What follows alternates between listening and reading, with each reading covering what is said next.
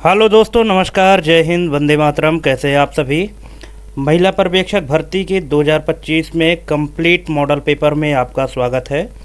दोस्तों, इस पूरे वीडियो में हम आपके लिए पूरे सिलेबस को निचोड़ कर रख दिया है। कंप्लीट मॉडल पेपर तैयार किया है। जिसका भी एग्ज़ाम अभी नहीं हुआ है या होने वाला है तो प्लीज़ वो एक बार इस वीडियो को कंप्लीट देख लें, इसके बाद ही कि एग्ज़ाम देने जाएं, क्योंकि पूरे एग्ज़ाम के नज़रिए से हमने इस पूरे मॉडल पेपर को तैयार किया है।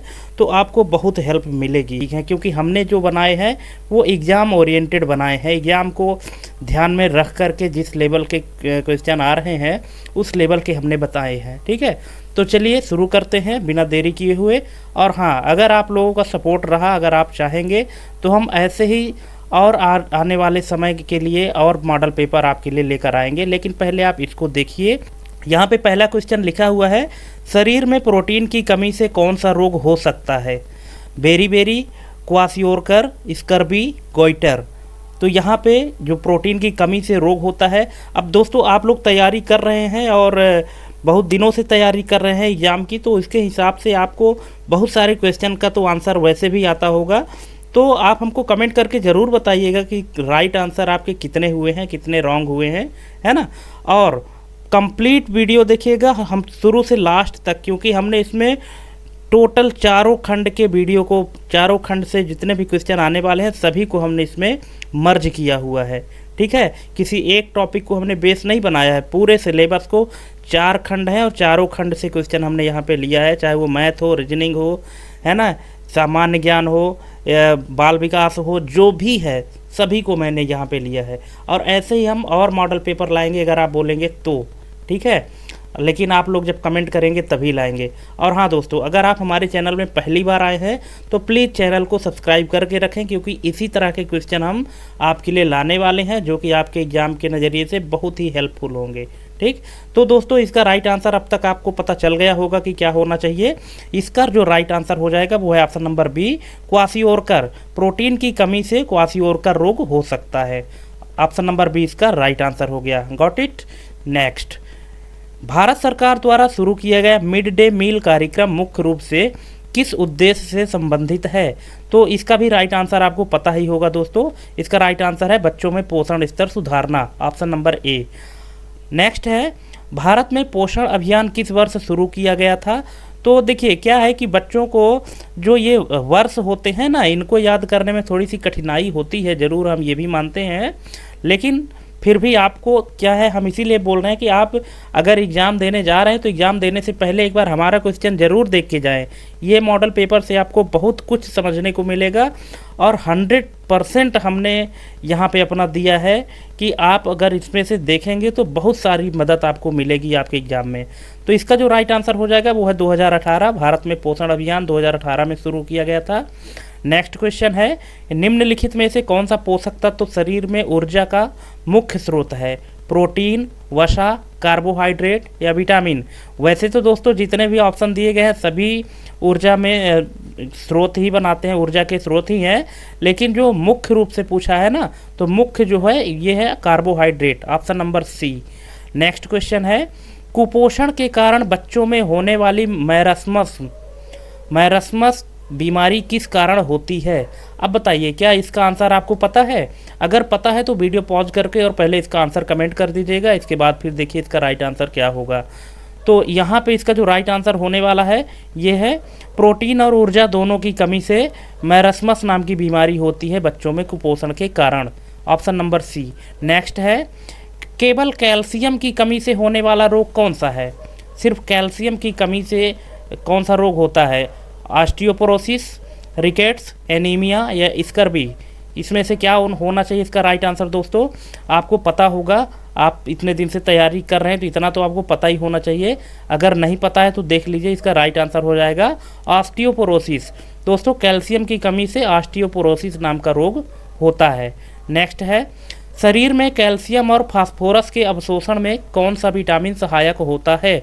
तो इसका जो राइट आंसर हो जाएगा वो है option number C, vitamin D. Vitamin D जो है तो कैल्शियम और फास्फोरस के अवशोषण में सहायक होता है। नेक्स्ट है, ग्लूकोज को ऊर्जा में बदलने की प्रक्रिया को क्या कहा जाता है। दोस्तों क्वेश्चन बहुत ही मज़ेदार हैं, आपको बहुत मज़ा आने वाला है, आप बहुत कुछ सीखने वाले हैं हमारे इस पूरे वीडियो से, है ना। तो वीडियो में अंत तक बने रहें और वीडियो बिना स्किप किए देखिएगा, प्लीज़ स्किप मत करिएगा। अगर आप देखना शुरू कर दिए हैं तो शुरू से और अंतिम तक देखिएगा, है ना। आपको बहुत ही अच्छी चीज़ इसमें मिलेगी देखने के लिए। तो दोस्तों ग्लूकोज को ऊर्जा में बदलने की जो प्रक्रिया है उसको कहते हैं glycolysis. Option number B, option number B इसका राइट आंसर हो जाएगा।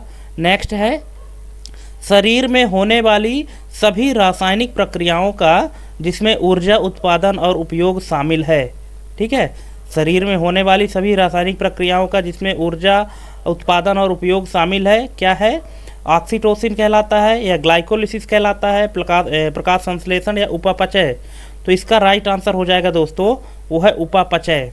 उपापचय है जो शरीर में ऊर्जा उत्पादन और उपयोग में शामिल होता है। Option number D. नेक्स्ट है, कौन सा पोषक तत्व कोशिकाओं के निर्माण और पुनर्निर्माण में सहायक होता है। तो ये है दोस्तों प्रोटीन। ऑप्शन नंबर ए इसका राइट आंसर हो जाएगा। दोस्तों टोटल 170 क्वेश्चन है, इसीलिए हम थोड़ी सी स्पीड बढ़ा रहे हैं, क्योंकि अगर ज़्यादा एक्सप्लेन करेंगे तो फिर वीडियो ज़्यादा लंबी हो जाएगी, तो आपको भी बोरिंग होगा, है ना। अगर आपको किसी स्पेसिफिक क्वेश्चन में दिक्कत है, कोई ऑप्शन में दिक्कत है, तो आप हमको कमेंट करके पूछ सकते हैं, हम उसकी रिप्लाई करेंगे। ठीक है, नेक्स्ट क्वेश्चन है, किस खनिज तत्व की कमी से ग्वाइटर रोग होता है। कौन सी तत्व की कमी से ग्वाइटर रोग होता है। तो ये होता है आयोडीन की कमी से। आयोडीन की कमी से दोस्तों ग्वाइटर रोग होता है। Option number C. Next, basal metabolic rate जिसको शॉर्ट में BMR कहते हैं, किससे संबंधित है। तो ये संबंधित है दोस्तों शरीर द्वारा आराम की स्थिति में ऊर्जा खपत से। Option number C. नेक्स्ट है, थर्मो रेगुलेशन प्रक्रिया से संबंधित है। जो थर्मो रेगुलेशन प्रक्रिया है ये किससे संबंधित है। तो ये संबंधित है शरीर के तापमान से। Option number A. नेक्स्ट, स्वर्ण जयंती पोषण मिशन किसके नाम पर शुरू हुआ था। अब देखिए, स्वर्ण जयंती पोषण मिशन आप जानते होंगे, इसके बारे में पढ़े भी होंगे, लेकिन ये किसके नाम पर शुरू हुआ था। तो ऑप्शन है यहाँ पे मोरारजी देसाई, अटल बिहारी वाजपेयी, दीनदयाल उपाध्याय और जवाहरलाल नेहरू। तो इसका राइट आंसर हो जाएगा Atal Bihari Vajpayee. Option number B. Next question, निम्नलिखित में से कौन सा माइक्रो न्यूट्रिएंट है। जो माइक्रो न्यूट्रिएंट है वो क्या है। माइक्रो न्यूट्रिएंट का मतलब होता है सूक्ष्म पोषक तत्व, कार्बोहाइड्रेट, प्रोटीन, जिंक या वसा। तो इसका राइट आंसर हो जाएगा zinc. Option number C. Next, वसा में घुलनशील विटामिन कौन से होते हैं। अब यहाँ पे विटामिन के नाम दिए गए हैं कि ऐसे कौन से विटामिन हैं जो वसा में घुलनशील होते हैं। दोस्तों कुछ विटामिन ऐसे होते हैं जो पानी में घुलनशील होते हैं और कुछ होते हैं जो वसा में घुलनशील होते हैं। अब यहाँ पे विटामिन का ग्रुप दिया गया है, तो इनमें से कौन सा राइट आंसर होगा। आप अगर इसको पता है इसका आंसर, तो आप वीडियो पॉज करके पहले इसका राइट आंसर कमेंट कर सकते हैं, और नहीं पता है तो देख लीजिए। इसका राइट आंसर हो जाएगा option number B, vitamin A, D, E और K। ये सब क्या है, वसा में घुलनशील विटामिन होते हैं। नेक्स्ट है, एक स्वस्थ व्यक्ति को प्रतिदिन कितने लीटर पानी पीना चाहिए। तो ये पीना चाहिए 2 से 3 लीटर। ऑप्शन नंबर बी, 2 से 3 लीटर पानी एक स्वस्थ व्यक्ति को पीना चाहिए प्रतिदिन। नेक्स्ट है, एंथ्रोपोमेट्रिक मापन का उपयोग किसके आकलन के लिए किया जाता है। तो ये किया जाता है दोस्तों पोषण स्तर मापने के लिए। ऑप्शन नंबर बी इसका राइट आंसर है। नेक्स्ट है, बाल मृत्यु दर को कम करने के लिए कौन सी सरकारी योजना चलाई गई है। तो ये चलाई गई है mission Indradhanush. Option number B. Next है, एक संतुलित आहार में कार्बोहाइड्रेट, प्रोटीन और वसा का सही अनुपात क्या होना चाहिए। तो ये होना चाहिए दोस्तों 60:20:20। Option number B. नेक्स्ट है, शरीर में इंसुलिन किस अंग द्वारा स्रावित किया जाता है। लीवर, किडनी, अग्न्याशय या हृदय। तो इसका राइट आंसर हो जाएगा अग्न्याशय। अग्न्याशय के द्वारा शरीर में इंसुलिन स्रावित होता है। Option number C. इस चीज़ का आप विशेष ध्यान रखें, एग्जाम में इसी लेवल के क्वेश्चन आते हैं दोस्तों। नेक्स्ट है, गर्भवती महिलाओं के लिए WHO द्वारा अनुशंसित आयरन और फोलिक एसिड की दैनिक खुराक कितनी है। तो ये है दोस्तों 30 mg आयरन और 400 mcg folic acid. Option number A इसका राइट आंसर होगा। दोस्तों किसी भी क्वेश्चन के आंसर में या किसी भी क्वेश्चन में अगर आपको डाउट है तो आप हमसे कमेंट करके पूछ सकते हैं। हो सकता है कि हमसे कहीं ना कहीं छोटी मोटी मिस्टेक हो गई हो, तो आप हमको बताइएगा कि यहाँ हमसे गलती हुई है। ठीक है। नेक्स्ट है, निम्नलिखित में से कौन सा गैर संचारी रोग है, नॉन कम्युनिकेबल रोग जिसको कहते हैं, तो कौन सा है? तो ये है दोस्तों मधुमेह। मधुमेह जिसको डायबिटीज कहते हैं, तो ये कैसा है? गैर संचारी रोग है ना। मतलब ये डायबिटीज जो होता है ना, तो गैर संचारी का मतलब क्या होता है कि जैसे मलेरिया है, टाइफाइड है, डेंगू है, तो ये क्या है कि एक दूसरे से फैल जाता है। ठीक है। लेकिन जो डायबिटीज है तो ऐसा नहीं है कि एक दूसरे से फैलता है। ठीक है। तो इसका ये कहने का मतलब है। ठीक है। नेक्स्ट है, प्रोटीन का प्रमुख स्रोत कौन सा है? चावल, मूंगफली, आलू या मक्का? हालांकि दोस्तों प्रोटीन के लिए तो वैसे बहुत सारे प्रमुख स्रोत हैं, लेकिन जो ऑप्शन दिया गया है, ऑप्शन के अकॉर्डिंग जो प्रमुख स्रोत है वो क्या है? वो है मूंगफली, ऑप्शन नंबर बी। नेक्स्ट है, हृदय रोग। हृदय रोग से बचाव के लिए किस प्रकार की वसा का सेवन कम करना चाहिए? हृदय रोग से बचाव के लिए किस प्रकार की वसा का सेवन कम करना चाहिए? असंतृप्त वसा, अतिसंतृप्त वसा, ट्रांस वसा या ओमेगा 3 वसा? तो इसका राइट आंसर क्या होगा दोस्तों? क्या आपको पता है? अगर पता है तो वीडियो पॉज करिए, इसका पहले कमेंट करिए राइट आंसर, और नहीं पता है तो देख लीजिए। इसका राइट आंसर हो जाएगा ट्रांस वसा, option number C. Option number C इसका राइट आंसर हो जाएगा। नेक्स्ट है, खून में ग्लूकोज की मात्रा को नियंत्रित करने के लिए कौन सा हार्मोन जिम्मेदार होता है?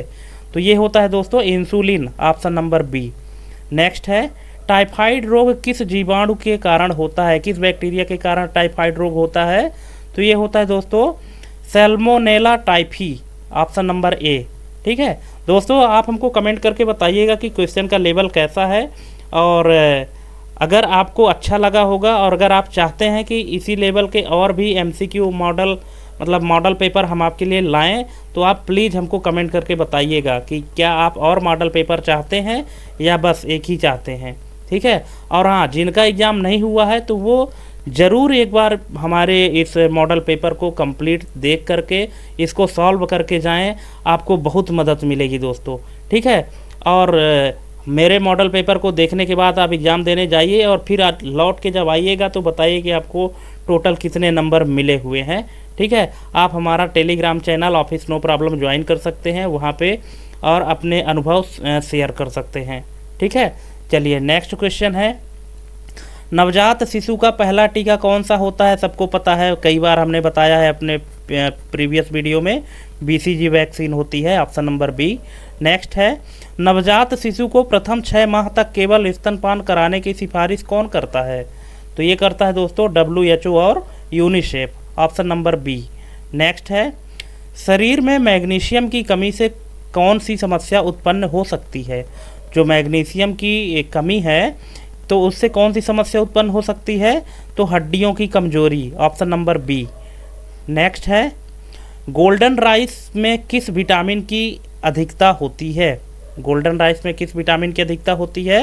ये होती है दोस्तों option number A, vitamin A. Vitamin A की अधिकता होती है गोल्डन राइस में।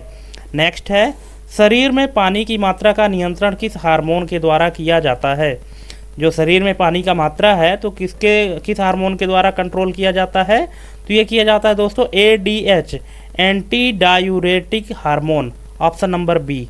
इसके द्वारा कंट्रोल किया जाता है पानी जो है तो शरीर में पानी की मात्रा को। नेक्स्ट है, कौन सा मिनरल हेमोग्लोबिन के निर्माण में सहायक होता है? कैल्शियम, जिंक, आयरन या सोडियम? तो इसका राइट आंसर हो जाएगा iron, option number C. Next है, बायोफोर्टिफाइड फसलें क्यों विकसित की जाती हैं? तो ये विकसित की जाती है दोस्तों पोषण स्तर बढ़ाने के लिए, ऑप्शन नंबर बी। नेक्स्ट है, किस खाद्य पदार्थ में मौजूद प्रोटीन की गुणवत्ता को मापने के लिए कौन सा मानक प्रयोग किया जाता है?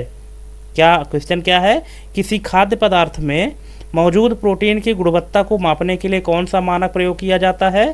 तो ये किया जाता है दोस्तों PER, प्रोटीन दक्षता अनुपात। ठीक है, ऑप्शन नंबर बी। नेक्स्ट है, मधुमेह रोगियों के लिए कौन सा आहार सबसे उपयुक्त है? जो डायबिटीज़ के पेशेंट होते हैं उनके लिए कौन सा आहार सबसे उपयुक्त होता है? तो ये होता है कम कार्बोहाइड्रेट और उच्च फाइबर आहार, ऑप्शन नंबर बी। नेक्स्ट है, भारत सरकार ने फोर्टिफाइड राइस योजना क्यों शुरू की है? तो जो फोर्टिफाइड राइस योजना है ये क्यों शुरू की गई है? तो ये शुरू की गई है आयरन और विटामिन B12 की कमी को दूर करने के लिए। दोस्तों आपको हम यहाँ पे एक टास्क दे रहे हैं, आपको फोर्टिफाइड राइस के बारे में सर्च करके आप हमको कमेंट करके बताइएगा कि फोर्टिफाइड राइस क्या होता है। ठीक है, अब ये योजना क्यों शुरू की गई है ये तो रीज़न हमने बता दिया कि आयरन और विटामिन B12 की कमी को दूर करने के लिए, लेकिन फोर्टिफाइड राइस होता क्या है इसके बारे में आप हमको बताइएगा सर्च करके। नेक्स्ट है लाइपेज एंजाइम किसके द्वारा स्रावित होता है? तो लाइपेज एंजाइम जो है तो अग्न्याशय के द्वारा स्रावित होता है, ऑप्शन नंबर डी। नेक्स्ट है गोल्डन आवर का संदर्भ किससे जुड़ा है? तो गोल्डन आवर का संदर्भ है शिशु के जन्म के पहले घंटे से। जब शिशु पैदा होता है तो उसके पहले घंटे को ही गोल्डन आवर कहा जाता है। नेक्स्ट है भारत में पोषण संबंधी शोध और नीतियां बनाने के लिए मुख्य निकाय कौन सा है? तो ये है दोस्तों ICMR, Indian council of medical research, option number A इसका राइट आंसर हो जाएगा। नेक्स्ट है शरीर में प्रोटीन की पूर्ति करने वाले खाद्य पदार्थों को किस श्रेणी में रखा जाता है? तो ये रखा जाता है दोस्तों संरचनात्मक खाद्य पदार्थ, body building foods, option number C. Next है आयरन अवशोषण में सहायक विटामिन कौन सा है? तो इसका राइट आंसर हो जाएगा option number B, vitamin C. ठीक है दोस्तों, हम जितने ऑप्शन दिए गए हैं सभी ऑप्शन को नहीं पढ़ रहे हैं। अगर आपको पूरे ऑप्शन पढ़ने हैं तो आप वीडियो पॉज करके पढ़ लीजिए, इसके बाद फिर आंसर दीजिएगा। अगर हम पूरे ऑप्शन पढ़ेंगे तो ज़्यादा टाइम लग जाएगा, इसीलिए हम सिर्फ राइट आंसर को ही आपको पढ़ के सुना रहे हैं। अगर आपको पूरा पढ़ना है तो वीडियो पॉज करके पढ़ सकते हैं। ठीक है, चलिए नेक्स्ट क्वेश्चन है पोषण और आहार विज्ञान में RDA का पूर्ण रूप क्या है? जो RDA है इसका फुल फॉर्म क्या होता है पोषण और आहार साइंस विज्ञान में? तो इसका राइट आंसर हो जाएगा दोस्तों recommended dietary allowance, option number B. Next है गर्भवती महिलाओं के लिए प्रतिदिन कितनी कैलोरी की आवश्यकता होती है? ये तो आपको पता ही होगा, बताइए कितनी कैलोरी होती है। वीडियो पॉज करके पहले इसका आंसर कमेंट करिए, और नहीं पता तो देख लीजिए। इसका राइट आंसर हो जाएगा 2200 से 2500 calorie, option number C. Next है हिडन हंगर किस स्थिति को दर्शाता है? तो ये दर्शाता है सूक्ष्म पोषक तत्वों की कमी, ऑप्शन नंबर बी। जो हिडन हंगर है तो ये दर्शाता है कि सूक्ष्म पोषक तत्वों की कमी है, जिसको माइक्रो न्यूट्रिएंट्स भी कहते हैं। सूक्ष्म पोषक तत्वों को, उनकी कमी को दर्शाता है हिडन हंगर। नेक्स्ट क्वेश्चन है निम्नलिखित में से कौन सा आहार विटामिन डी का एक अच्छा प्राकृतिक स्रोत है? केला, पालक, मशरूम या संतरा? तो इसका राइट आंसर क्या होना चाहिए आपके हिसाब से? इसका राइट आंसर हो जाएगा mushroom, option number C. Next है शरीर में अधिक नमक की मात्रा बढ़ने से कौन सी समस्या उत्पन्न हो सकती है? तो ये हो सकती है दोस्तों हाइपरटेंशन। हाइपरटेंशन की समस्या उत्पन्न हो सकती है अधिक नमक की मात्रा बढ़ने से। ठीक है, हाइपरटेंशन को, जिसको मतलब कि जैसे एक लो ब्लड प्रेशर होता है, एक हाई ब्लड प्रेशर होता है, ठीक है, जिसको BP हाई कहते हैं, तो यही है हाइपरटेंशन, ऑप्शन नंबर बी। ठीक है, नेक्स्ट है राष्ट्रीय आयोडीन दोष विकार नियंत्रण कार्यक्रम की शुरुआत कब हुई थी? तो ये हुई थी दोस्तों 1962 में, ऑप्शन नंबर सी। नेक्स्ट है WHO के अनुसार प्रति व्यक्ति प्रतिदिन कम से कम कितने ग्राम फाइबर का सेवन आवश्यक है? तो ये आवश्यक है 25 ग्राम, ऑप्शन नंबर सी। नेक्स्ट है मधुमेह रोगियों के लिए ग्लाइसेमिक इंडेक्स किस प्रकार का होना चाहिए? तो ये होना चाहिए निम्न, ऑप्शन नंबर सी, निम्न होना चाहिए, लो होना चाहिए। नेक्स्ट है ready to use therapeutic food का उपयोग किसके लिए किया जाता है?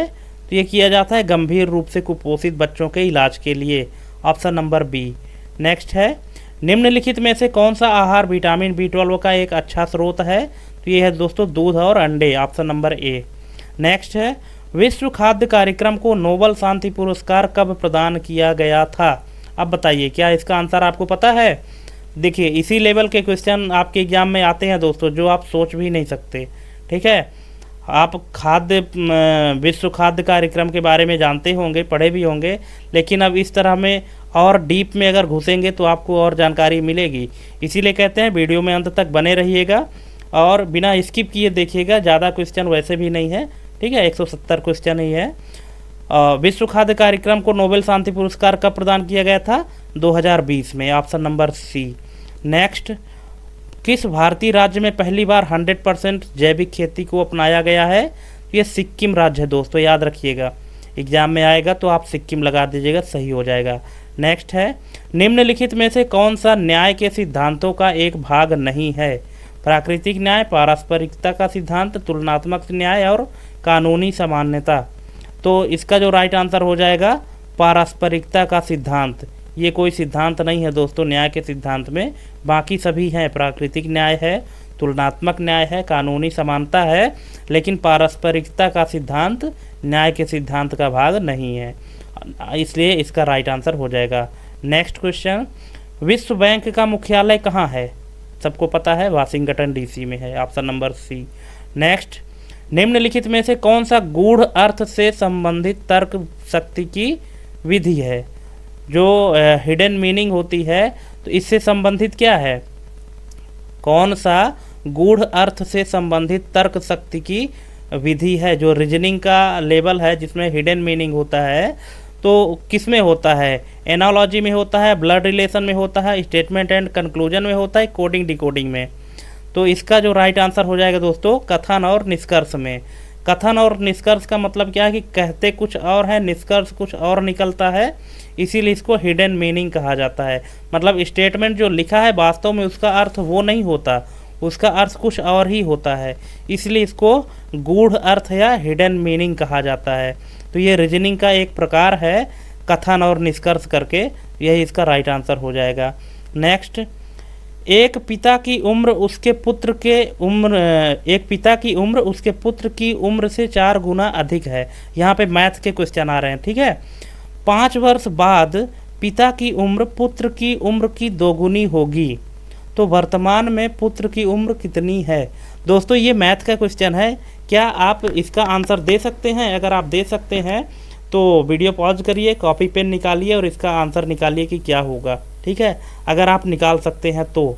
और अगर आप नहीं निकाल सकते हो तो यहाँ पे इसका राइट आंसर देख लीजिए, इसका राइट आंसर हो जाएगा 5 वर्ष, ठीक है। अब कैसे निकाला गया है इसका सलूशन ये है, ठीक है, पूरा सलूशन आप देख लीजिए तो आपको समझ में आ जाएगा कि कैसे निकाला गया है, ठीक है। चलिए नेक्स्ट क्वेश्चन, एक घड़ी 3:15 मतलब 3:15 का समय दिखा रही है, घंटे और मिनट की सुइयों के बीच का कोण क्या होगा? घंटे और मिनट के सुइयों के बीच का कोण क्या होगा? 0 डिग्री, 7.5 डिग्री, 45 डिग्री या 97.5 डिग्री? क्या होना चाहिए? ये होना चाहिए 7.5 डिग्री। कैसे निकालते हैं? इस तरह से निकालते हैं, ये पूरा फार्मूला है, पूरा एक्सप्लेनेशन है, आप वीडियो पॉज करिए और यहाँ पे देख के समझ लीजिए, ठीक है। क्योंकि फार्मूला यही है निकालने का, जो घड़ी के सुइयों के बीच का कोण है, तो यही फार्मूले से निकालते हैं, ठीक है। तो आप ज़रूरी नहीं कि यही क्वेश्चन आए आपके एग्ज़ाम में, पर इस तरह के क्वेश्चन आएंगे तो आपको निकालना आना चाहिए, ठीक है। चलिए नेक्स्ट क्वेश्चन है, यदि रमेश को SFNFTI के रूप में कूटबद्ध किया जाए तो सुनीता को कैसे किया जाएगा? अब देखिए यहाँ पे रीजनिंग का क्वेश्चन है कि रमेश को इस तरह से कोडिंग किया गया है, ठीक है, तो सुनीता को कैसे किया जाएगा? तो दोस्तों पहले तो आप रमेश को निकालिए कि रमेश को ये क्या रीजन है, किस तरह से इसमें लिखा गया है कि रमेश की कोडिंग ये हुई है। अब जिस तरह से रमेश की कोडिंग ये हुई है उसी प्रकार से सुनीता की भी कोडिंग होगी।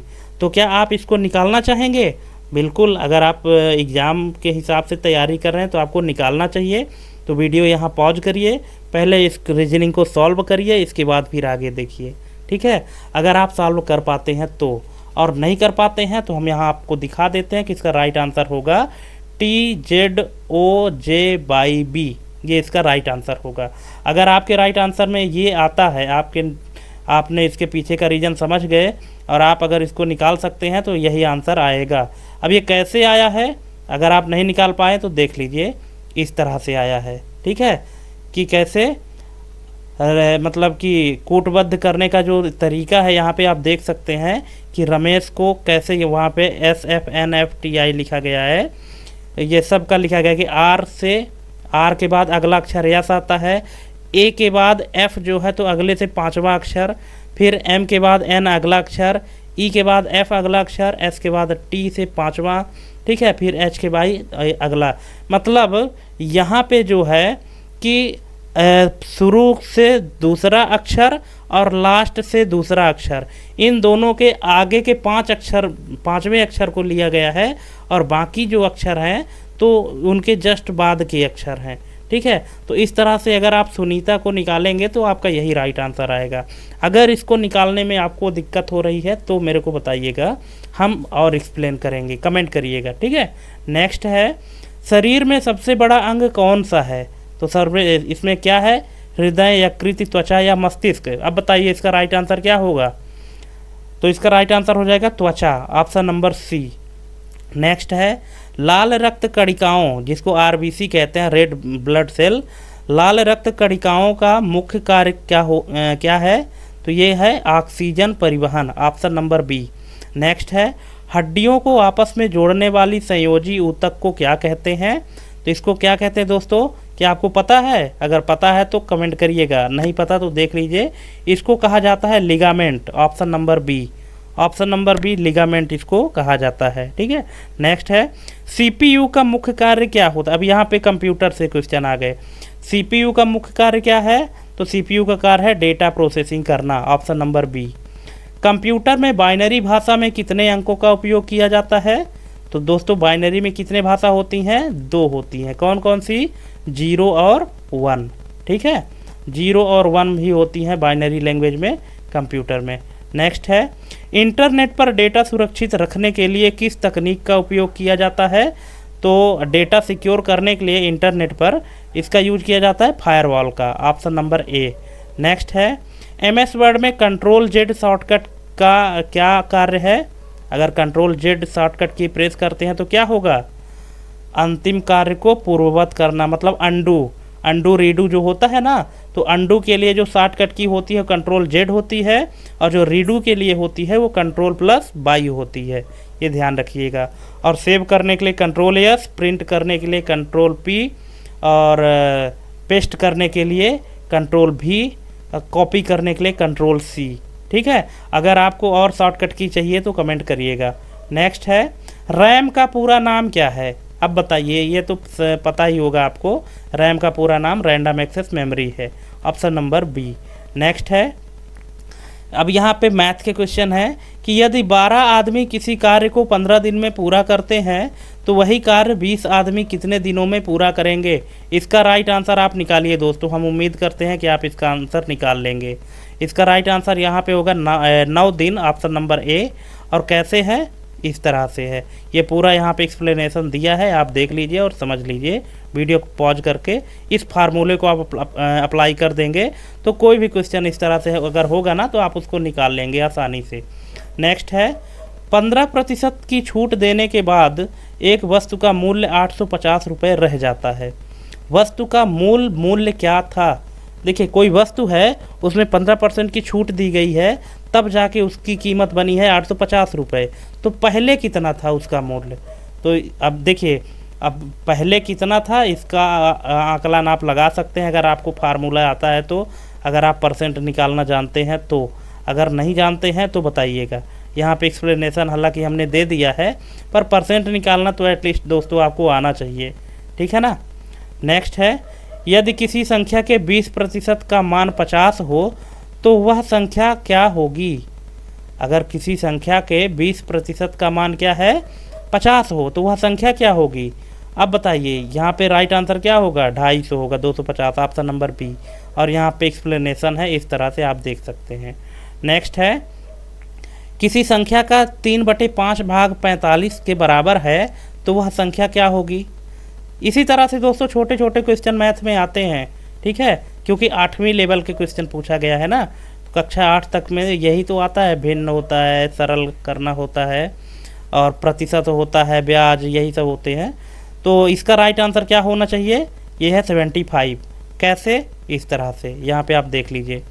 नेक्स्ट है, एक वस्तु पर 10% की वृद्धि के बाद उसका नया मूल्य 1320 रुपये हो जाता है।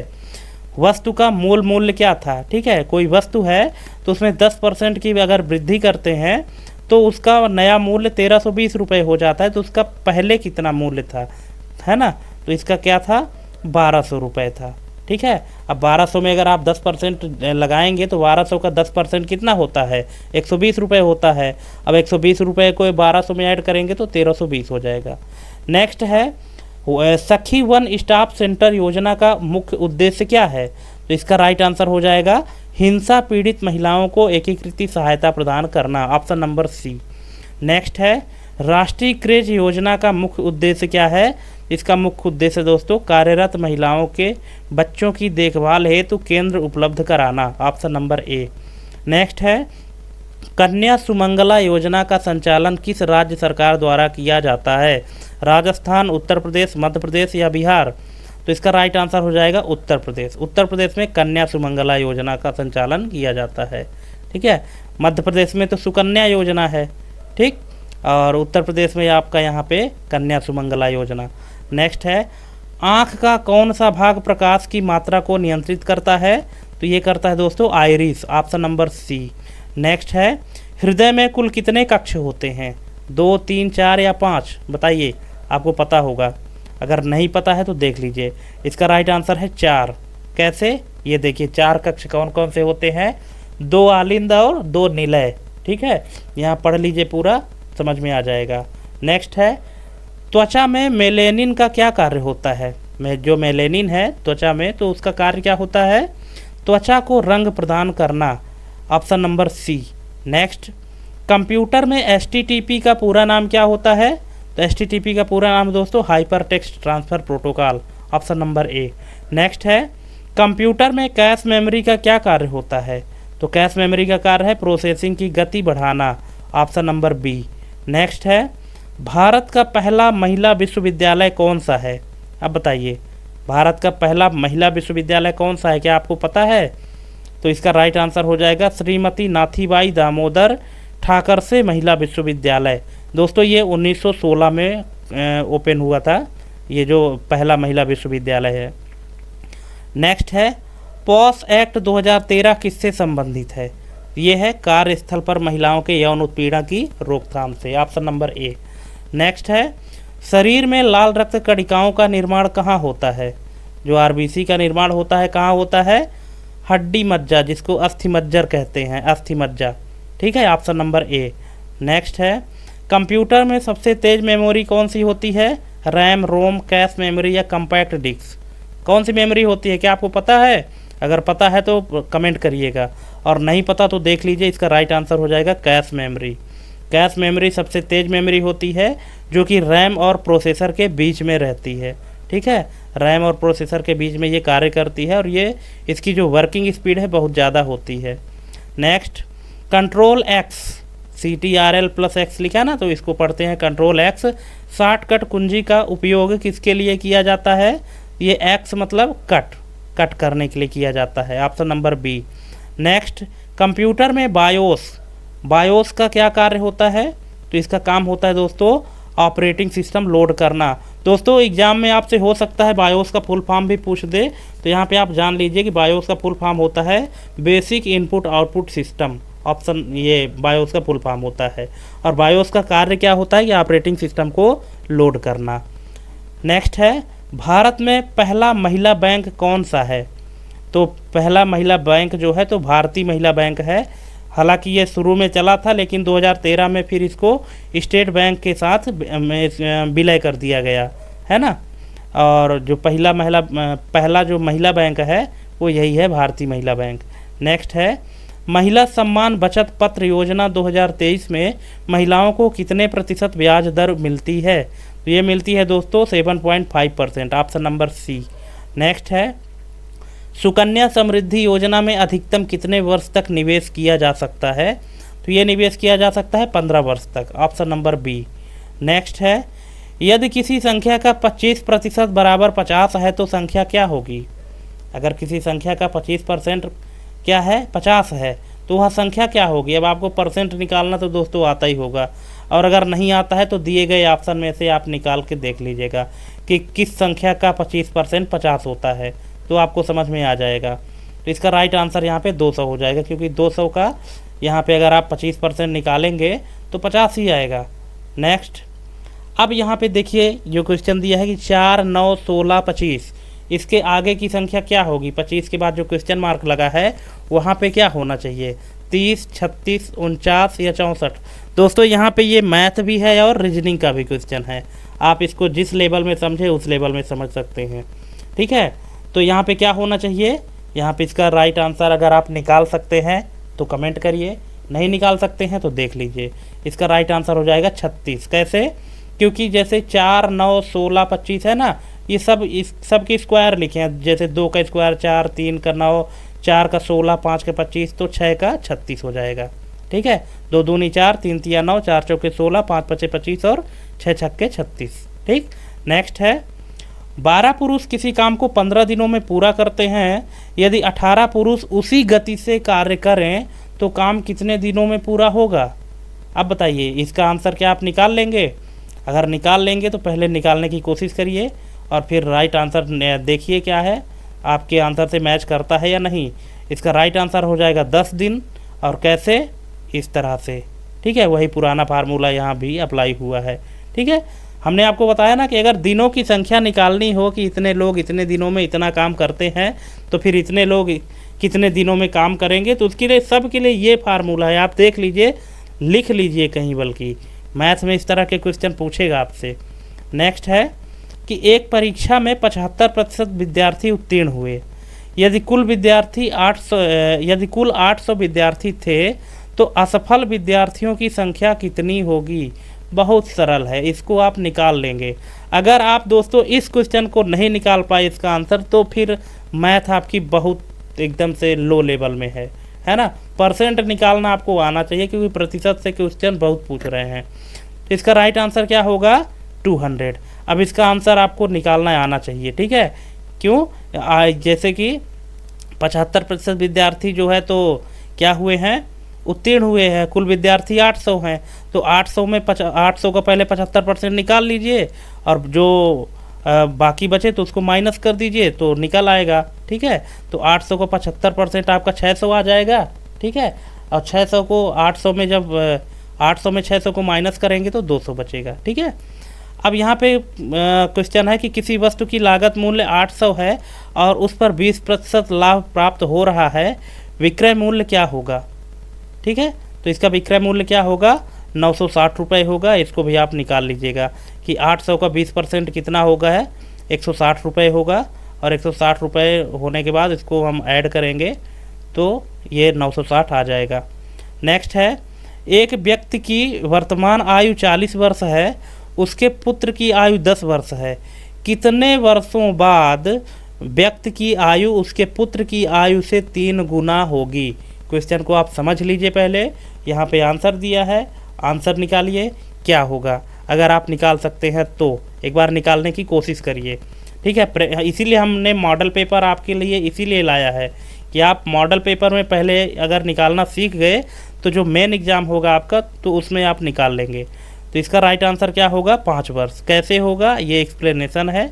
आप यहाँ पे दोस्तों थोड़ी सी क्या है कि स्पेस कंजस्टेड था तो थोड़ा फॉन्ट छोटा है, आप अपने स्क्रीन में थोड़ा जूम करके देख लीजिएगा तो समझ में आ जाएगा। ठीक है, नेक्स्ट है, एक वस्तु का विक्रय मूल्य 720 रुपये है जिसमें 10% की छूट दी गई थी। वस्तु का मूल अंकित मूल्य क्या था? ठीक है, प्रश्न समझ गए कि एक वस्तु का 720 रुपये मूल्य है जिसमें 10% की छूट दी गई थी, मतलब 10% की छूट देने के बाद उसका मूल्य 720 रुपये हो गया है। तो पहले कितना था? बस आपको परसेंट निकालना है और उतना उसको माइनस कर देना है। ठीक है, तो इसका राइट आंसर क्या होगा? 800, ऑप्शन नंबर बी। 800 का 10% कितना होता है? 80 रुपये होता है। तो 80 रुपये को जब आप माइनस कर दोगे 800 में से तो कितना बचेगा? 720 बचेगा। वेरी सिंपल, बस आपको क्वेश्चन समझना है दोस्तों। नेक्स्ट है, प्रभावी संचार के लिए सबसे आवश्यक तत्व क्या है? तो ये है स्पष्टता, सक्रियता, श्रवण और feedback, option number C. Next है, सक्रिय श्रवण का मुख्य उद्देश्य क्या होता है? तो इसका मुख्य उद्देश्य होता है वक्ता की बात को ध्यान से सुनना और समझना, ऑप्शन नंबर सी। नेक्स्ट है गोपनीयता, मतलब कॉन्फिडेंशियली जिसको कहते हैं, गोपनीयता किस संचार प्रक्रिया में सबसे अधिक महत्वपूर्ण होती है? तो ये होती है व्यक्तिगत परामर्श में, ऑप्शन नंबर बी। नेक्स्ट है जब कोई संचार शब्दों के बजाय शारीरिक संकेतों के माध्यम से होता है तो उसे क्या कहते हैं? उसे क्या कहते हैं? मौखिक संचार, लिखित संचार, अशाब्दिक संचार या औपचारिक संचार? तो उसको कहते हैं अशाब्दिक संचार, है ना दोस्तों। हो सकता है कि आपके एग्जाम में अशाब्दिक के स्थान पर सांकेतिक हो जाए, ठीक है, तो वहाँ पे सांकेतिक भी हो जाएगा, ठीक है। नेक्स्ट है प्रभावी परामर्श के लिए कौन सा दृष्टिकोण सबसे महत्वपूर्ण होता है? ये होता है सहानुभूति और समझ, ऑप्शन नंबर बी। नेक्स्ट है निम्नलिखित में से कौन सा प्रभावी नेतृत्व संचार का गुण नहीं है? तो ये नहीं है पूर्वाग्रह, ऑप्शन नंबर सी। बाकी प्रभावी नेतृत्व का गुण है स्पष्टता है, धैर्यता है, सक्रिय श्रवण है, लेकिन पूर्वाग्रह नहीं है, ऑप्शन नंबर सी। नेक्स्ट है परामर्श प्रक्रिया में खुला संचार किसका संकेत है? तो इसका है विश्वास और पारदर्शिता का, ऑप्शन नंबर बी। नेक्स्ट है कथन और अर्थ के बीच अंतर उत्पन्न होने को क्या कहते हैं?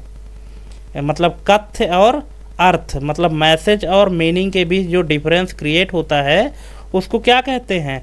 उसको कहते हैं भाषा संबंधी अवरोध, ऑप्शन नंबर बी। नेक्स्ट है नेत्र संपर्क, आई कांटेक्ट जिसको कहते हैं। नेत्र संपर्क किस प्रकार के संचार का हिस्सा है? तो यह है सांकेतिक संचार। अब देखिए आँखों से जो बताते हैं तो ऐसा तो नहीं है कि उसको मौखिक बोलकर नहीं बताते, लिखकर नहीं बताते, औपचारिक संचार भी नहीं है, तो फिर क्या है? सांकेतिक है। जैसे किसी को आंखों से इशारा करना, ठीक है, ये सांकेतिक के अंतर्गत आता है। नेक्स्ट है यदि कोई व्यक्ति अपने संचार कौशल में सुधार करना चाहता है तो उसे क्या करना चाहिए? उसे सक्रिय श्रवण और आत्मनिरीक्षण करना चाहिए, ऑप्शन नंबर सी। नेक्स्ट है सहानुभूति, इम्पैथी। सहानुभूति एक नेता के लिए क्यों महत्वपूर्ण है? तो वो इसलिए महत्वपूर्ण है क्योंकि कर्मचारियों की भावनाओं को समझने के लिए, जो कर्मचारी उसके अंडर काम कर रहे हैं उनकी भावनाओं को समझ सके, इसलिए एक नेता के लिए सहानुभूति आवश्यक है। नेक्स्ट एक अच्छा नेता अपने अनुयायियों को कैसे प्रेरित करता है? तो वो लक्ष्यों और उद्देश्यों को स्पष्ट करके, ऑप्शन नंबर बी। नेक्स्ट है नेतृत्व में फीडबैक का क्या महत्व है? तो इसका महत्व क्या है कि सुधार के लिए, है ना, कि फीडबैक इसलिए लिया जाता है कि कहीं कोई गलती तो नहीं है, अगर कहीं कोई गलती हो तो आप लोग अपने विचार प्रकट कर सकते हैं, फीडबैक में यही तो होता है, ठीक है। नेक्स्ट नेतृत्व विकास का मुख्य उद्देश्य क्या है? जो लीडरशिप डेवलपमेंट है इसका मुख्य उद्देश्य क्या है? इसका मुख्य उद्देश्य प्रभावी नेतृत्व क्षमता विकसित करना, ऑप्शन नंबर बी। नेक्स्ट है टीम वर्क एक नेता के लिए क्यों महत्वपूर्ण होता है? तो टीम वर्क क्यों महत्वपूर्ण होता है? दोस्तों इस लेवल के क्वेश्चन आपके आएंगे, जो प्रबंधकीय गुण है ना, प्रबंधकीय गुण जो टॉपिक है, जो तृतीय खंड है, उसमें से ये आएंगे। तो आपको इस तरह की तैयारी करनी है। और आप क्वेश्चन का लेवल देख रहे हैं, आप हमको एक बार कमेंट करके ज़रूर बताइएगा। दोस्तों आप लोग जब कमेंट करते हैं तो हमको आप लोग कमेंट पढ़ के अच्छा लगता है कि चलिए कम से कम किसी के काम आ रहा है और आप लोग हमारी कंप्लीट वीडियो देख रहे हैं, ठीक है। और आपका जो भी रिएक्शन रहता है, जो भी फीडबैक रहता है ना, उसमें हम सुधार करते हैं और जैसा आप डिमांड करते हैं उस तरह से हम आपके लिए कंटेंट लेके आते हैं। इसलिए आप वीडियो कंप्लीट देखिएगा, बिना स्किप किए देखिएगा और लास्ट में हमको बताइएगा कि आपके टोटल कितने नंबर सही हुए हैं। और अगर इसमें से अगर आपने अच्छे नंबर लाए तो बिल्कुल बेफिक्र हो जाइए, एग्ज़ाम में आपको बहुत अच्छा नंबर मिलेगा, ठीक है। नेक्स्ट तो इसका राइट आंसर हो जाएगा टीम के साथ समन्वय बढ़ाने के लिए, ऑप्शन नंबर बी। नेक्स्ट है आंतरिक गवर्नेंस में कौन सा तत्व सबसे महत्वपूर्ण होता है? ये होता है जवाबदेही और पारदर्शिता, ऑप्शन नंबर बी। नेक्स्ट है आंतरिक गवर्नेंस को मजबूत करने के लिए सबसे महत्वपूर्ण नीति कौन सी है? तो ये है स्पष्ट आचार संहिता और नैतिक दिशा निर्देश, ऑप्शन नंबर बी। नेक्स्ट संगठन में जोखिम प्रबंधन का क्या कार्य है? तो ये है जोखिमों की पहचान और न्यूनीकरण, ऑप्शन नंबर ए। नेक्स्ट है विसल ब्लोइंग का क्या महत्व है? जो विसल ब्लोइंग है, हालांकि इसके बारे में हम अपने पिछले वीडियो में विस्तार से बताया है। अगर आप पुरानी वीडियो नहीं देखे हैं दोस्तों तो इस वीडियो के डिस्क्रिप्शन में उनकी पूरी लिंक मिल जाएगी, ठीक है, तो वहाँ से भी आप देख सकते हैं। और इसमें तो हम बताएंगे ही। तो इसमें विसल ब्लोइंग का जो महत्व है वो क्या है, अनियमितताओं और भ्रष्टाचार की रिपोर्टिंग करना, ऑप्शन नंबर ए। नेक्स्ट है, आंतरिक गवर्नेंस में संवाद क्यों महत्वपूर्ण है, तो ये कर्मचारियों और प्रबंधन के बीच स्पष्टता बनाए रखने के लिए, ऑप्शन नंबर ए। नेक्स्ट है, गोपनीयता नीति क्यों आवश्यक होती है, तो ये आवश्यक होती है संवेदनशील जानकारी की सुरक्षा के लिए, ऑप्शन नंबर ए। नेक्स्ट है, आचार संहिता, कोड ऑफ कंडक्ट जिसको कहते हैं, आचार संहिता का उद्देश्य क्या है, तो इसका उद्देश्य है नैतिक व्यवहार को सुनिश्चित करना, ऑप्शन नंबर ए इसका राइट आंसर हो जाएगा। दोस्तों अगर आपको पूरे ऑप्शन पढ़ने हैं, इसके बाद आंसर देखने हैं, तो आप वीडियो पॉज करके और पूरे ऑप्शन पढ़ सकते हैं, और अगर आपको इसी तरह से चाहिए तो फिर आप कंटिन्यू देख सकते हैं। नेक्स्ट है, संचार का कौन सा मॉडल प्रापक की सक्रिय भूमिका पर अधिक जोर देता है, तो ये है interactive model, option number D. जो इंटरैक्टिव मॉडल है तो रिसीवर की सक्रिय भूमिका पर अधिक जोर देता है, ऑप्शन नंबर डी। नेक्स्ट है, कौन सा संचार माध्यम सबसे तेज प्रतिक्रिया प्रदान करता है, जो सबसे जल्दी फीडबैक इसमें मिलता है वो कौन सा है, email, telephone, social media post या टेलीग्राम। हालांकि दोस्तों जितने भी ऑप्शन दिए गए हैं तो फीडबैक तो सभी से मिलता है, चाहे आप किसी को मेल करेंगे तो आपको रिप्लाई देगा, वो भी एक फीडबैक है। सोशल मीडिया है, उसमें भी अगर आप कोई पोस्ट करते हैं तो उसमें भी आपको फीडबैक मिलता है, टेलीग्राम में भी मिलता है, लेकिन जो सबसे जल्दी मिलता है जवाब वो किस में मिलता है, टेलीफोन में मिलता है। इसलिए इसका राइट आंसर टेलीफोन हो जाएगा, क्योंकि अगर आप किसी से टेलीफोन में बात कर रहे हैं तो आप जो पूछ रहे हैं उसका जवाब तुरंत आपको मिल रहा है। ऐसा नहीं है कि आज आप पूछेंगे, कुछ भी पूछ रहे हैं और आपको 1 महीने बाद मिलेगा, ऐसा नहीं है, ठीक है। बाकी सब में लेट हो सकता है पर टेलीफोन में नहीं, इसलिए ये संचार सबसे तेज प्रतिक्रिया प्रदान करता है टेलीफोन। नेक्स्ट है, संप्रेषण का कौन सा प्रकार गैर मौखिक संकेतों पर आधारित होता है, तो ये है दृश्य संचार, ऑप्शन नंबर डी। नेक्स्ट है, संवाद और विवाद मतलब डायलॉग और डिबेट में क्या अंतर होता है, तो ये अंतर होता है कि संवाद में विचारों का आदान प्रदान होता है, जबकि विवाद में तर्क वितर्क होता है, ठीक है।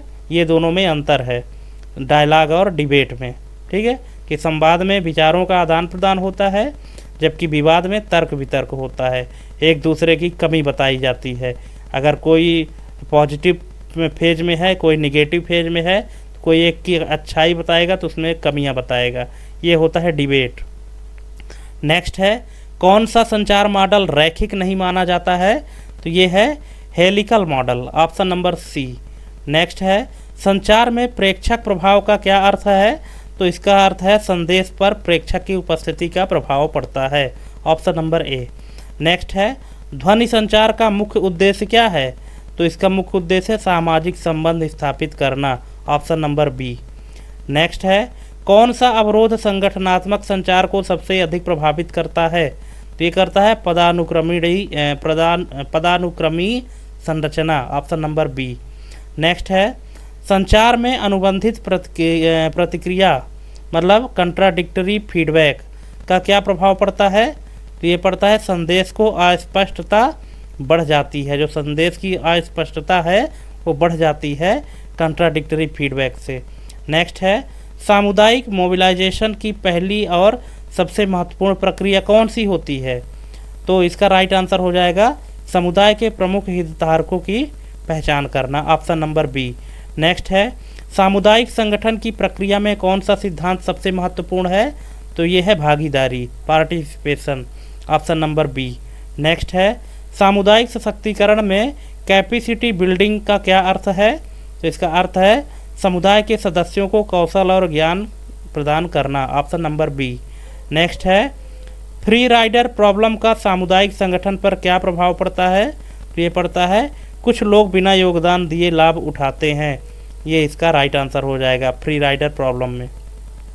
नेक्स्ट है, सामुदायिक विकास में सस्टेनेबिलिटी का क्या अर्थ है, तो इसका अर्थ है समुदाय के दीर्घकालिक आत्मनिर्भरता सुनिश्चित करना, ऑप्शन नंबर सी। नेक्स्ट है, सामुदायिक मोबिलाइजेशन का सबसे प्रभावी तरीका कौन सा है? तो यह है जनसंपर्क और व्यक्तिगत बातचीत, ऑप्शन नंबर बी। नेक्स्ट है सशक्तिकरण पिरामिड के अनुसार सबसे उच्चतम स्तर क्या होता है? ये होता है नेतृत्व और निर्णय निर्माण, ऑप्शन नंबर सी। नेक्स्ट है सामुदायिक संगठन में क्षमता निर्माण क्यों आवश्यक है? तो ये है समुदाय को आत्मनिर्भर बनाने के लिए, ऑप्शन नंबर बी। नेक्स्ट है समुदाय में नेतृत्व की भूमिका क्या होती है? तो क्या भूमिका होती है? लोगों को संगठित करना और प्रेरित करना, ऑप्शन नंबर सी इसका राइट आंसर हो जाएगा। नेक्स्ट है कौन सा कारक सामुदायिक संगठन को सबसे अधिक प्रभावित करता है? ये करता है सामाजिक और सांस्कृतिक कारक। नेक्स्ट है पंचवर्षीय योजनाओं की अवधारणा को भारत में किसने लागू किया? तो इसने लिया जवाहरलाल नेहरू ने, ऑप्शन नंबर बी। नेक्स्ट है पंचवर्षीय योजनाओं को समाप्त करने के बाद भारत में कौन सी संस्था बनाई गई? तो ये बनाई गई NITI Aayog, option number B. Next है 12वीं पंचवर्षीय योजना जो 2012 से 2017 तक थी, इसका मुख्य लक्ष्य क्या था? इसका मुख्य लक्ष्य था समावेशी और सतत विकास, ऑप्शन नंबर सी। नेक्स्ट है मिनिमम नीड्स प्रोग्राम MNP किस पंचवर्षीय योजना के दौरान शुरू किया गया था? यह किया गया था 5वीं पंचवर्षीय योजना में, ऑप्शन नंबर बी। नेक्स्ट है भारत में पंचवर्षीय योजना का प्रारूप तैयार करने के लिए कौन जिम्मेदार था? तो कौन जिम्मेदार था? योजना आयोग, क्योंकि पंचवर्षीय योजना का जो प्रारूप तैयार होता था पहले योजना आयोग के द्वारा ही होता था, बाद में फिर योजना आयोग के स्थान पे क्या आया? नीति आयोग आया। नेक्स्ट है पंचवर्षीय योजनाओं के तहत गांवों के विकास के लिए शुरू की गई योजना कौन सी थी? भारत निर्माण, डिजिटल इंडिया, प्रधानमंत्री ग्राम सड़क योजना या स्वर्ण जयंती ग्राम स्वरोजगार योजना? तो इसका राइट आंसर है स्वर्ण जयंती ग्राम स्वरोजगार योजना, ऑप्शन नंबर डी। नेक्स्ट किसान क्रेडिट कार्ड योजना किस पंचवर्षीय योजना के दौरान शुरू की गई थी? तो ये शुरू की गई थी दोस्तों 9वीं पंचवर्षीय योजना, ऑप्शन नंबर सी। नेक्स्ट है राष्ट्रीय ग्रामीण आजीविका मिशन किस पंचवर्षीय योजना के दौरान शुरू किया गया था? तो ये 12वीं पंचवर्षीय योजना, ऑप्शन नंबर डी। नेक्स्ट है मातृ स्पर्श शिशु के विकास में किस प्रकार सहायक होता है? तो ये संवेगात्मक, सामाजिक और संज्ञानात्मक विकास में, ऑप्शन नंबर डी। नेक्स्ट है यहाँ पे शिशु की प्रारंभिक शिक्षा में संवेदी अनुभव किस प्रकार महत्वपूर्ण होता है? तो यह सोचने और समझने की क्षमता को बढ़ाता है, ऑप्शन नंबर सी। नेक्स्ट है शिशु की प्रारंभिक शिक्षा में संवेदी मोटर अवस्था का क्या अर्थ है? तो ये है संज्ञानात्मक विकास की प्रारंभिक अवस्था, ऑप्शन नंबर बी। दोस्तों यहाँ जो क्वेश्चन है आपको तो बाल विकास से रिलेटेड क्वेश्चन है। प्रारंभिक शिक्षा के लिए मोंटेसरी पद्धति किस पर केंद्रित है? तो ये है गतिविधि आधारित शिक्षा, मतलब गतिविधि के आधार पर सीखने की जो प्रक्रिया है उसको मोंटेसरी पद्धति कहते हैं, ऑप्शन नंबर बी। नेक्स्ट है पियाजे थ्योरी ऑफ कॉग्निटिव डेवलपमेंट, जो जीन पियाजे की थ्योरी ऑफ कॉग्निटिव डेवलपमेंट है, उसके अनुसार एक 2 साल के बच्चे की सोच किस चरण में होती है? जो 2 साल के बच्चे की सोच है वो किस चरण में होती है पियाजे की थ्योरी ऑफ कॉग्निटिव डेवलपमेंट के अनुसार? तो ये होती है दोस्तों सेंसरी मोटर स्टेज में, ऑप्शन नंबर ए। नेक्स्ट है अटैचमेंट थ्योरी के अनुसार माँ और बच्चे के बीच मजबूत संबंध किस आयु तक विकसित हो जाता है? ये होता है 2 वर्ष तक, ऑप्शन नंबर डी। नेक्स्ट है बाल विकास की महत्वपूर्ण अवधि किसे कहा जाता है या किसे कहते हैं? बाल विकास की महत्वपूर्ण अवधि किसे कहते हैं?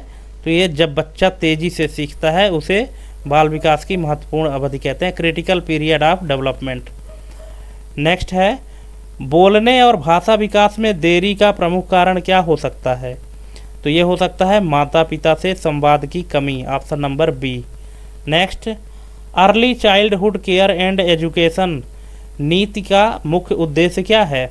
इसका मुख्य उद्देश्य है मानसिक और सामाजिक विकास, ऑप्शन नंबर बी। दोस्तों किसी भी क्वेश्चन में या किसी भी ऑप्शन में अगर आपको डाउट है तो आप हमको कमेंट करके पूछ सकते हैं। बहुत सारे लोग हमको कहते हैं कि पूरा क्वेश्चन एक्सप्लेन किया करिए, तो पूरा क्वेश्चन दोस्तों अगर हम एक्सप्लेन करने लगेंगे तो फिर एक वीडियो मेरी 5 घंटे की बनेगी, ठीक है। इसलिए हम मतलब जो क्वेश्चन है सभी क्वेश्चन को तो एक्सप्लेन नहीं कर पाते हैं, है ना। हाँ, ये है कि अगर आप किसी स्पेसिफिक क्वेश्चन को पूछेंगे तो उसको हम ज़रूर एक्सप्लेन कर देंगे, लेकिन सभी क्वेश्चन को एक्सप्लेन करना दोस्तों पॉसिबल नहीं है, ठीक है। इसलिए आप किसी स्पेसिफिक क्वेश्चन के बारे में अगर पूछेंगे तो हम बता देंगे, आप हमको कमेंट कर सकते हैं। नेक्स्ट है NEP 2020। NEP के 2020 के अनुसार प्रारंभिक बाल्यावस्था शिक्षा कितने वर्ष की होगी? तो ये होगी 5 वर्ष की, ऑप्शन नंबर सी। नेक्स्ट है अपगार स्कोर का उपयोग किसके लिए किया जाता है? तो ये किया जाता है नवजात शिशु की स्वास्थ्य स्थिति का आकलन करने के लिए, ऑप्शन नंबर बी। नेक्स्ट है रिसिप्टिव लैंग्वेज का क्या अर्थ है? तो रिसिप्टिव लैंग्वेज का जो अर्थ है वो है शब्दों को समझने की क्षमता, ऑप्शन नंबर बी। नेक्स्ट है स्किमिंग एंड स्कैनिंग किस कौशल से संबंधित है? तो ये संबंधित है भाषा कौशल से, ऑप्शन नंबर बी। नेक्स्ट है शिशु के विकास में नेचर वर्सेस नर्टर बहस का क्या तात्पर्य है? तो इसका तात्पर्य है आनुवांशिकता और वातावरण दोनों महत्वपूर्ण होते हैं, ऑप्शन नंबर सी। नेक्स्ट है स्कैफोल्डिंग शिक्षा पद्धति का क्या तात्पर्य है? तो स्कैफोल्डिंग शिक्षा पद्धति का तात्पर्य है बच्चों को नए कार्यों में सहायता देना, ऑप्शन नंबर ए। नेक्स्ट है बाल विकास में नेचर वर्सेस नर्चर के बहस किससे संबंधित है? अब देखिए यहाँ पे क्वेश्चन थोड़ा सा घुमा दिया है, लेकिन इसका आंसर जो है तो वही होगा आनुवांशिकता और पर्यावरण दोनों का प्रभाव। नेक्स्ट है पियाजेट के संज्ञानात्मक विकास सिद्धांत के अनुसार 7 से 11 वर्ष की अवस्था को क्या कहा जाता है? जो जीन पियाजे के संज्ञानात्मक विकास का सिद्धांत है, जिसको कॉग्निटिव डेवलपमेंट थ्योरी कहते हैं, इसके अनुसार 7 से 11 वर्ष की अवस्था को क्या कहा जाता है? इसको कहा जाता है दोस्तों ठोस संक्रियात्मक अवस्था, मतलब concrete operational stage, option number C. Next है शाला पूर्व शिक्षा का मुख्य उद्देश्य क्या है? इसका मुख्य उद्देश्य है बच्चों की सामाजिक और संज्ञानात्मक विकास को बढ़ावा देना। नेक्स्ट है प्री स्कूल एजुकेशन का आधार किस मनोवैज्ञानिक सिद्धांत पर रखा गया है? तो ये रखा गया है दोस्तों जीन पियाजे का संज्ञानात्मक विकास सिद्धांत, ऑप्शन नंबर बी। नेक्स्ट है मोंटेसरी मेथड का मुख्य उद्देश्य क्या है? तो ये है बच्चों को आत्मनिर्भर और स्वप्रेरित बनाना, ऑप्शन नंबर ए। नेक्स्ट है बाल केंद्रित शिक्षा चाइल्ड सेंटर्ड एजुकेशन, बाल केंद्रित शिक्षा की अवधारणा किसने दी थी? ये दी थी जॉन डेवी ने, ऑप्शन नंबर बी। नेक्स्ट है प्री स्कूल एजुकेशन में ग्रॉस मोटर स्किल्स को विकसित करने के लिए कौन सी गतिविधि उपयुक्त होती है? ठीक है, तो यहाँ पे इसका राइट आंसर हो जाएगा दौड़ना और कूदना। दोस्तों ग्रॉस मोटर स्किल्स हमने आपको अपने पिछले वीडियो में कंप्लीट बताया था। ग्रॉस मोटर स्किल्स क्या होता है कि जो पैर होते हैं, हाथ होते हैं, है ना, उनके विकास के लिए ये स्किल होती है। तो इसके विकास के लिए कौन सी गतिविधि है कि दौड़ने और कूदने से संबंधित है। नेक्स्ट है रीगो इमिलिया अप्रोच किस पर आधारित है? तो ये आधारित है दोस्तों बच्चों की रुचि और अन्वेषण पर आधारित शिक्षण, ऑप्शन नंबर बी। और नेक्स्ट क्वेश्चन है NEP 2020 में शाला पूर्व शिक्षा के लिए क्या प्रावधान है? तो ये है 3 से 6 वर्ष के बच्चों के लिए foundational stage, option number A. ठीक है, तो दोस्तों इस तरह से हमने टोटल 170 क्वेश्चन आपको करा दिए हैं। आप हमको कमेंट करके बताइएगा कि आपके टोटल कितने क्वेश्चन सही हुए हैं और कितने गलत हुए हैं। ठीक है, और क्या आप ऐसे ही मॉडल पेपर और चाहते हैं? अगर आप चाहते हैं तो कमेंट करिएगा। और हाँ, अगर आप हमारे चैनल में पहली बार आए हैं तो सब्सक्राइब करना बिल्कुल ना भूलें और हमारे टेलीग्राम चैनल को भी ज्वाइन करें, वहाँ आपको PDF भी हर दिन के एग्ज़ाम की PDF मिल जाएगी। ठीक है, तो दोस्तों थैंक्स फॉर वाचिंग हमारी ये कंप्लीट वीडियो देखने के लिए, और मिलते हैं अपने अगले वीडियो में अगर आप चाहेंगे तो। ठीक है, और थैंक यू आप हमें सपोर्ट करने के लिए, और आपको बहुत बहुत शुभकामनाएं जिनका भी एग्ज़ाम होने वाला है ना। एक बार हमारी ये वीडियो देखकर और फिर आप एग्ज़ाम देने जाएं, आपको बहुत मदद मिलेगी दोस्तों। तो थैंक यू, जय हिंद, वंदे मातरम।